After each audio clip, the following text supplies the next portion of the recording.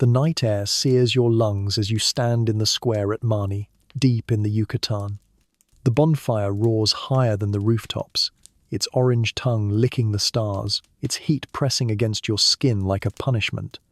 Smoke curls into your nostrils, acrid with lime and bark, mixed with the stench of paint melting off pages that once sang of gods. Around you, friars chant in Latin, their voices ironclad, drowning out the softer murmur of prayers whispered in Maya. The clash is not of swords but of words, and tonight, words are dying. You clutch your hands against your chest, the pulse in your palms loud as a war drum. You can feel the heat prickling your skin, tiny needles of fire even though you stand at a distance. One by one, the folded books are thrown into the blaze. Each codex shudders as if alive, its painted figures writhing before turning black. You know, these are not just books. They are guides to the stars, maps of time, voices of ancestors. The friars see only devil's work. You see centuries unravel in smoke. A priest pushes past you, his robes brushing your arm. He does not glance at you, his authority so complete he does not need to. Soldiers stand like shadows at the edge of the square, their armor catching sparks, their hands resting on hilts that make every protest die in the throat. The hierarchy is clear. Their faith is law, your silence is survival. You swallow hard, tasting ash. The fire roars louder, fueled by paper, wood, and fury. Children are pulled back by their mothers as sparks fall like burning insects. An elder raises his voice, chanting in the old tongue, but his words vanish under the crack of firewood splitting. He is ignored, his presence tolerated only because his bones are too brittle to resist. You can see his eyes glisten with tears that refuse to fall, because weeping would give the flames victory. You shift, stepping onto the uneven stones of the square. The heat follows you. The fire paints everything in red, so that even the priests look like demons of their own making. You remember the codices you once touched, their bark paper pages rough beneath your fingers, their blues deep as night, their reds fierce as blood. Now those same pigments, bubble and flake, eaten alive by fire. The chanting swells, the smoke thickens, the codices curl inward like fists clenching in pain. You press your hand to your mouth, not to cough, but to keep from screaming. The friar lifts another codex high for all to see.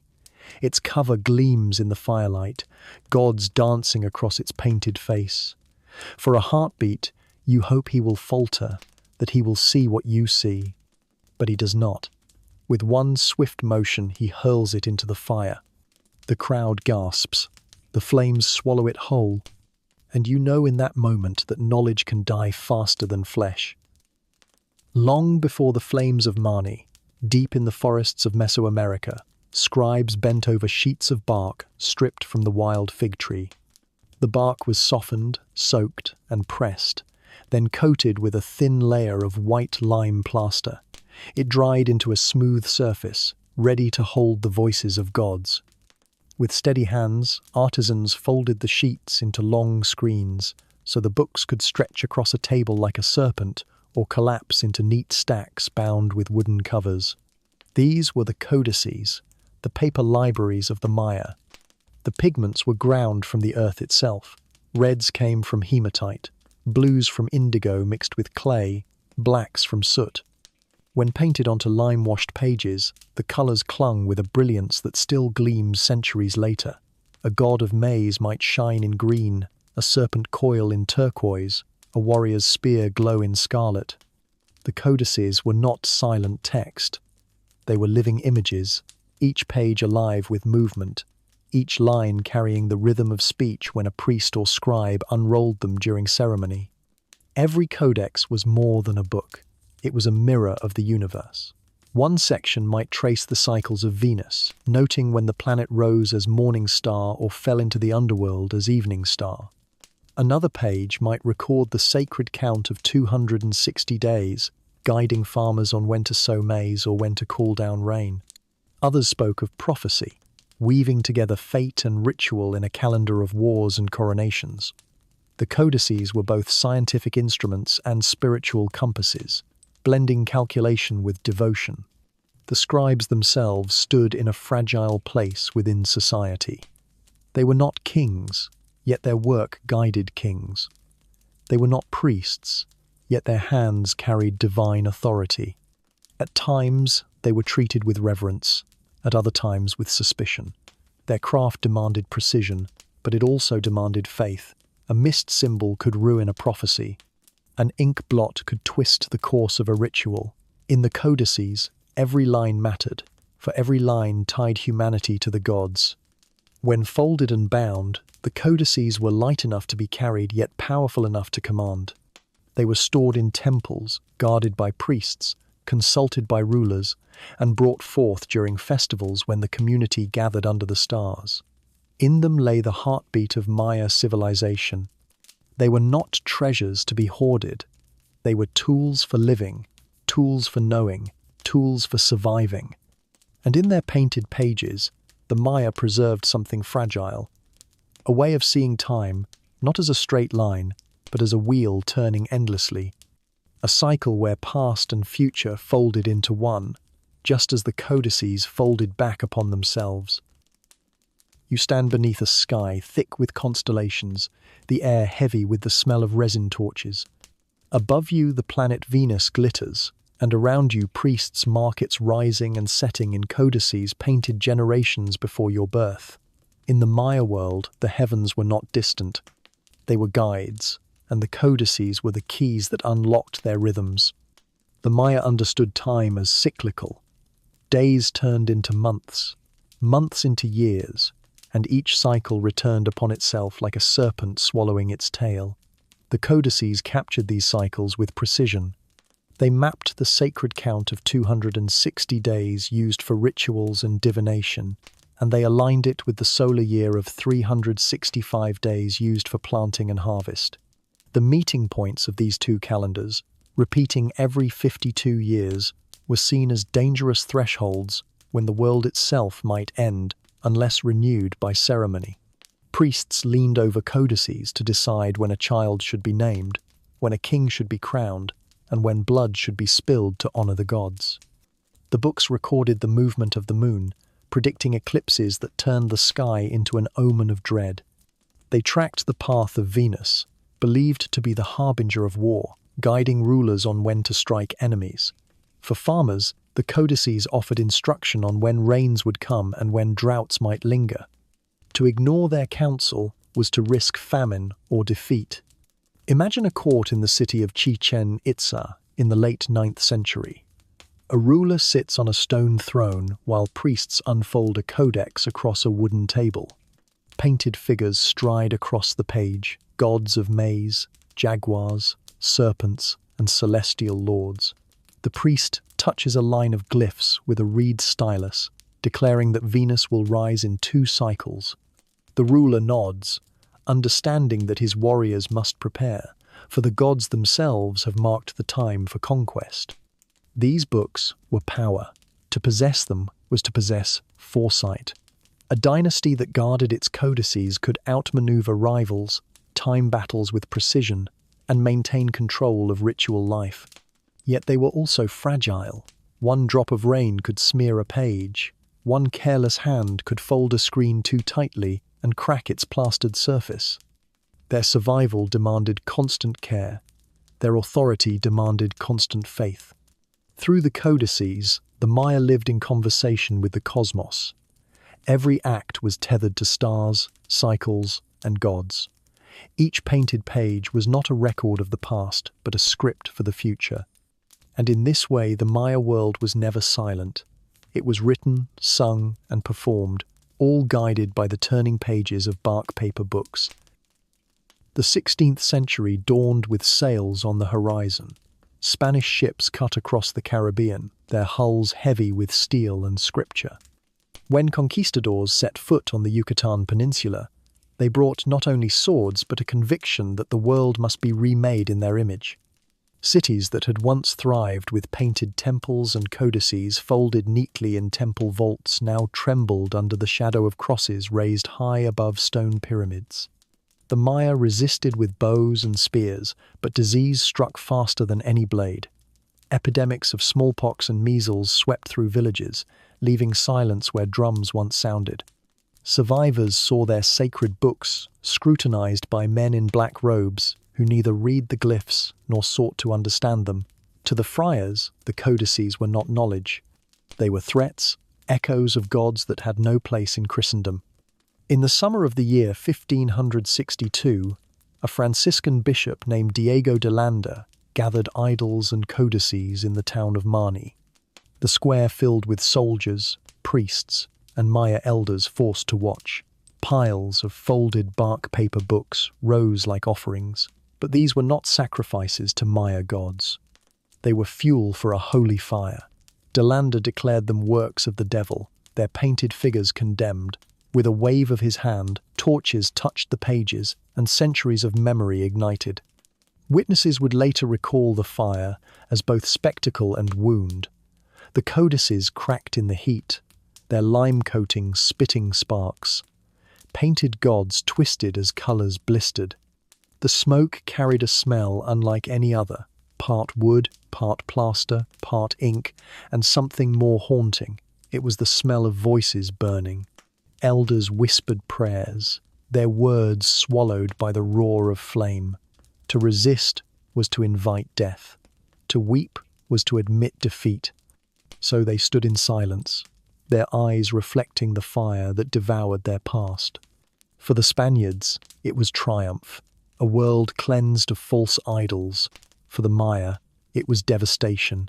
Not only objects were lost, but the continuity of memory itself. Each codex destroyed severed the thread between generations, leaving descendants to piece together fragments without guidance. Where once priests had unfolded screens of bark paper to chart the stars, now only ashes remained. The burning at Mani was more than an act of destruction. It was a conquest of memory, a deliberate silencing of voices that had spoken for centuries. And though a few codices would survive, hidden or carried across oceans, the fire at Mani became a scar that could never heal. Out of the hundreds, perhaps thousands of codices that once guided the Maya world, only 4 are known to us today. 4 fragile survivors that slipped through fire and conquest, their journeys stretching across oceans and centuries. Each is scarred by time, yet each carries within it the brilliance of a civilization that refused to be erased entirely.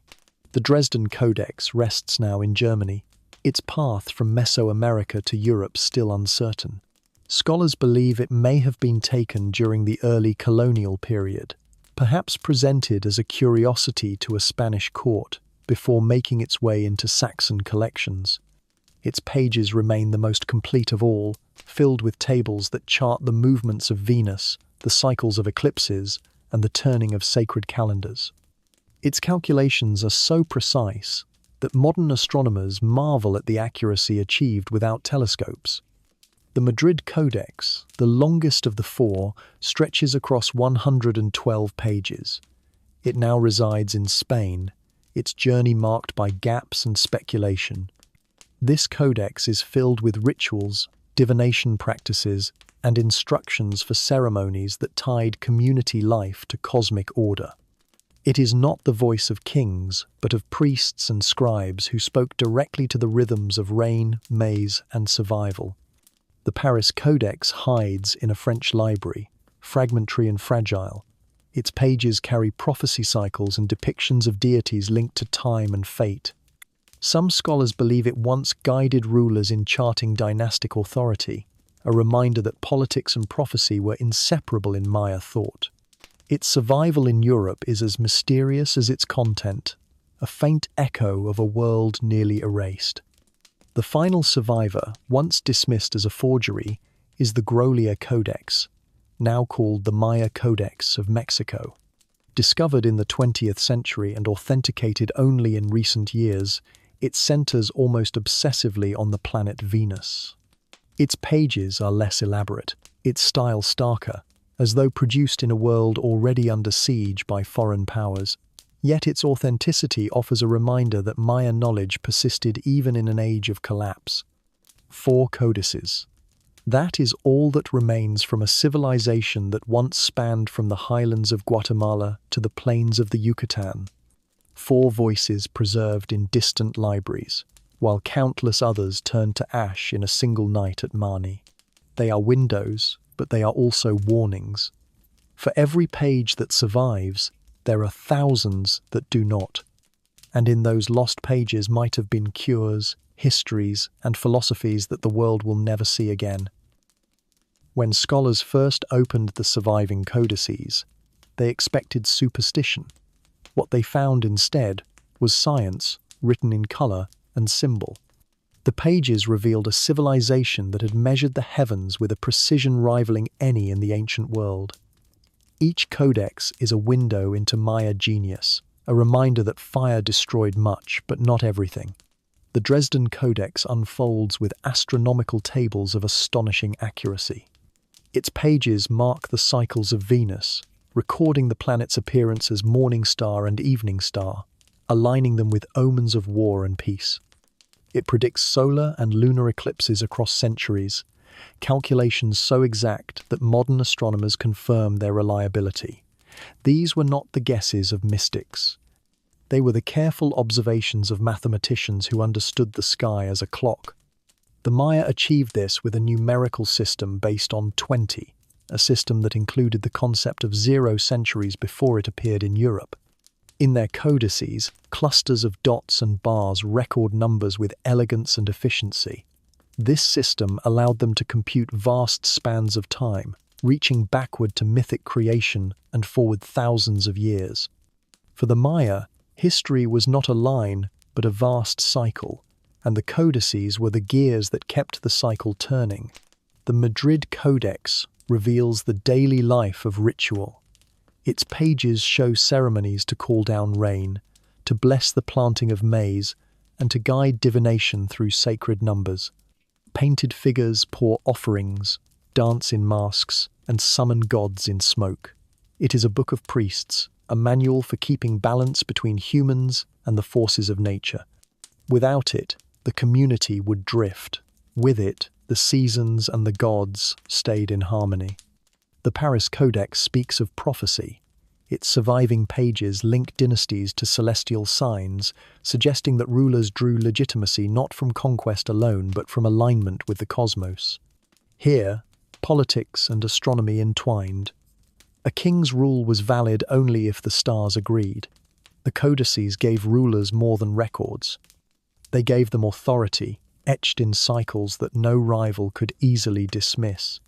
Even the disputed Grolier Codex has its revelations. Its stark focus on Venus suggests a narrowing of vision in a world under siege. Perhaps it reflects a desperate clinging to what still worked, a single planet whose rhythm could still be trusted when everything else was collapsing. If so, it shows resilience. Even in crisis, the Maya wrote. Even in decline, they measured the heavens. Taken together, the codices prove that the Maya were not dreamers lost in myth. They were scientists, historians, priests, and poets who carved meaning into time itself. Each surviving page is a testament to a civilization that understood the sky as a map and the book as a mirror of the universe. And for every page we still hold, thousands more are gone. The 4 surviving codices are fragments, brilliant but incomplete, and they remind us less of what we have than of what we lost. For every page preserved in Dresden or Madrid, there were once hundreds folded neatly in temple libraries across Mesoamerica. At Mani they curled into smoke. On that night, a civilization's voice was silenced. What might those other codices have contained? Histories of kings and dynasties written in their own words, not filtered through the eyes of their conquerors. Lineages that stretched back beyond stone monuments, recording victories and betrayals now erased. Entire myths may have burned, stories of creation and destruction different from those carved on surviving stelae. We know fragments from oral tradition, but the full chorus is gone. There may have been books of medicine, manuals describing herbs, surgeries, or treatments lost to ash. Plants that grew in the forests of Chiapas or the highlands of Guatemala might once have been painted on codex pages with instructions for their use. Remedies for fevers, antidotes for venom, knowledge that could have eased centuries of suffering, all vanished in the flames. The silence also extends to philosophy. The Maya had complex ideas of time, order, and renewal, but how many variations of those ideas were written down, argued over, debated in ink? The codices we have hint at deep thought, but they are technical, practical. What of the speculative works, the reflections on existence itself? Perhaps they existed, folded carefully into bark paper books, now lost forever. Imagine a world in which these codices had survived. European scholars of the 17th century might have encountered Maya astronomy alongside Greek philosophy. Physicians might have drawn cures from the New World centuries earlier. Historians might have read native accounts of conquest rather than relying on the writings of the victors. The shape of global history might have shifted, not slightly but profoundly. Instead, we live with absence. 4 voices whisper across oceans while thousands are silent. The loss is not just for the Maya. It is for all of humanity. For every culture that seeks to understand the stars, for every scientist who measures time, for every poet who tries to grasp meaning. We will never know what might have been written or what might have changed if those pages had survived. The codices that remain are treasures, but their brilliance casts a shadow. Behind them lies a silence vast as the night sky, a silence born not of forgetting but of fire.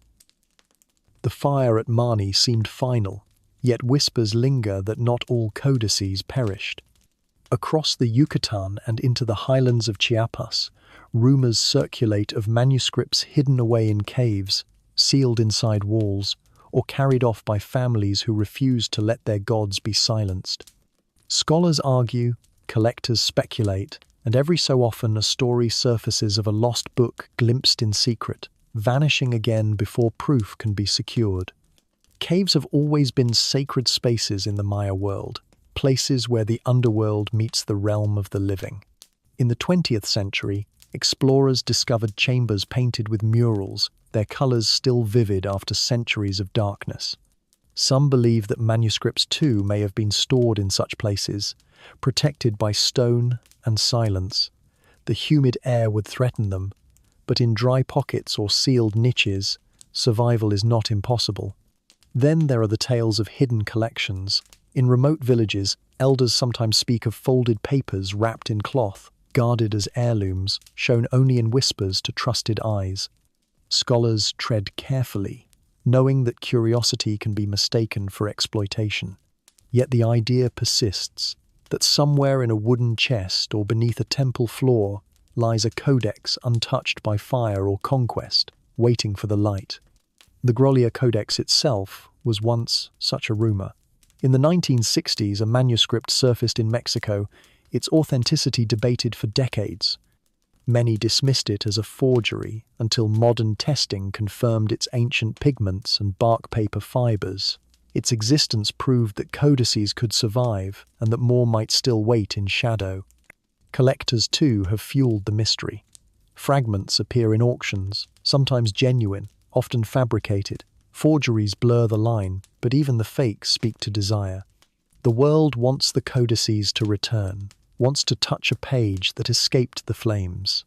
Museums guard their 4 survivors with reverence, but beyond their walls the hunger for discovery remains. Each whisper, each rumor carries with it both hope and danger. To find a lost codex would be to reclaim part of a civilization, but also to risk exploitation, theft, or the stripping of cultural heritage. The Maya people still living today deserve to decide what becomes of their memory. The world waits, caught between longing and caution. Perhaps more codices lie in silence. Perhaps none remain. But the possibility itself keeps the story alive. It keeps the fire of curiosity burning, not to destroy, but to illuminate. The fire at Mani may have devoured the bark paper books, yet the Maya themselves endured. Across the highlands of Guatemala, the jungles of Chiapas, and the plains of the Yucatán, descendants carried their knowledge forward not in codices, but in memory, ritual, and language. What could not be preserved in painted pages was kept alive in the human voice. In villages today, the sacred calendar of 260 days is still consulted by daykeepers, men and women trained to count cycles, divine fortunes, and advise communities on matters of planting, marriage, and ceremony. They do not unfold codices across tables. Instead, they carry the calendar in memory, passed from teacher to apprentice. Each calculation echoes the same cosmic rhythm once painted in bark and pigment. Rituals, too, continue. In the highlands, offerings of maize, cacao, and copal incense are made at shrines that mark the four directions. Chants rise in Quiche, Yucatec, and other Maya languages, invoking gods whose images once filled the codices. These ceremonies tie the community to the land, the seasons, and the turning sky. Though the books are gone, the world they described still breathes in every flame of incense and every grain of maize poured into the earth. Even in language, the codices survive. Glyphs once inked on bark find echoes in words still spoken. The names of days, the cycles of time, the metaphors of creation persist in speech. Children learn them from grandparents, not as relics but as parts of daily life. Oral tradition became the shield that protected memory when written pages were lost. Modern Maya artists and scholars also reclaim this legacy. Painters depict gods and symbols once painted in codices, weaving ancient themes into contemporary art.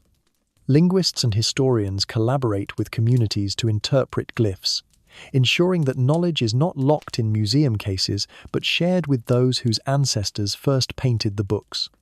The codices are no longer only relics of the past, they are seeds for renewal. To say the codices are lost is only partly true. Their physical pages lie scattered, burned, or guarded in foreign halls. But their spirit lives in the people who still count days, who still speak the languages, who still light incense to the rising Sunday. Fire could consume paper, but it could not consume memory carried in flesh and breath. The codices endure not just in archives, but in living echoes that prove knowledge can never be fully erased. The Maya Codices are more than relics of a vanished past. They are reminders of how fragile human memory can be. In the 16th century, at Mani, flame silenced voices that had spoken for centuries. In that silence, we are reminded that knowledge does not endure on its own. It survives only when protected, copied, and respected. The loss of the codices echoes the loss of other great archives. The fire that may have consumed parts of the Library of Alexandria in the 1st century before the Common Era. The manuscripts burned in Baghdad when Mongol armies sacked the city in the 13th century. Each time, a treasury of human thought was undone not by the fading of ink, but by violence, neglect, or zeal. The Maya Codices stand beside these tragedies, proof that wisdom can perish as swiftly as any empire. Yet, the 4 survivors, scattered across Europe and Mexico, remind us that even fragments can endure. The Dresden Codex whispers of eclipses that still unfold in the sky. The Madrid Codex carries the voices of priests who tied rituals to rain and maize. The Paris Codex preserves the weight of prophecy, while the Grolier Codex, stark and battered, proves that resilience can outlast conquest. Together, they show us what fire could not erase. Their survival raises a burden. What do we do with what remains? To read them is to honor the Maya scribes who painted them. To preserve them is to admit our duty to memory itself. The codices are not only artifacts of Mesoamerica. They are part of humanity's collective inheritance. They remind us that knowledge is power, that wisdom is fragile, and that forgetting is a danger greater than flame. When we look upon their faded pigments today, we see more than painted gods and calendar tables. We see the shadow of all that is missing. Thousands of pages turned to ash, voices cut short, worlds unwritten. The weight of the codices lies not only in their survival, but in the silence that surrounds them. They compel us to remember that every archive, every library, every book we hold is vulnerable, and they compel us to guard what we can, so that the voices of our own age do not vanish as theirs once did. Return to Mani in the 16th century. The flames still roar in your memory, codices curling into blackened husks, sparks carried upward like prayers swallowed by the night. For the friars, it was a triumph. For the Maya, it was a wound that would never close. 1,000 voices turned to ash in the time it takes for wood to crack. Yet smoke has a way of carrying what fire cannot keep. The codices may have burned, but their echoes lingered in the mouths of elders, in the steady counting of sacred days, in the rituals that marked seasons with maize and copal. The books were destroyed, but the knowledge did not vanish. It shifted into memory, into practice, into survival. Centuries later, 4 codices remain, fragile, scattered, scarred, but alive. Their pages are windows, offering glimpses into a cosmos where time turned in cycles, where the stars dictated wars, and where humans lived in constant dialogue with gods. They are reminders that even in the face of conquest, fire, and silence, memory can endure. The story of the Maya Codices is not only about loss, it is about resilience. It teaches that knowledge is fragile, but also stubborn, finding ways to survive in fragments, in whispers, in living traditions. The fire at Mani proved that words can burn faster than flesh, but the endurance of Maya culture proves that memory cannot be so easily erased. When you close your eyes, you can still see the friar's hand hurling a codex into flame. You can still feel the heat, smell the plaster, hear the crowd fall silent. And yet, beyond that silence, you can also hear the faint rhythm of counting days, the murmur of prayers, the whisper of stars moving across a painted page. The codices are gone, but the knowledge of the gods is not silent. It waits in the survivors, in the descendants, and in us, if we choose to remember.